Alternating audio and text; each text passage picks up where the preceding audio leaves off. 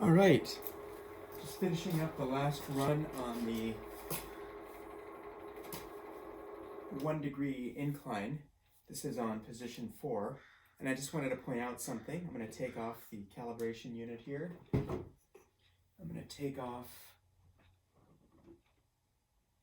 the top of the rain gauge. I'm going to hold the tipping portion while I remove the data logger, which I'll then download the data from on the computer.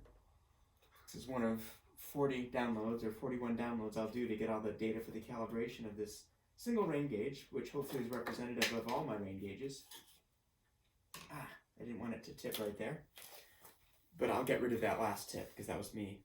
But one of the things I wanted to point out is the bucket in there, the little tipping mechanism, this thing here, is moist because it's been tipping, because it just ran.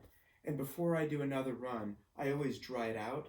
And I also dry this out because if there's water in here, it adds a tiny bit of mass, and that first tip is going to happen a little bit sooner or a little bit later, depending on which side the water's on.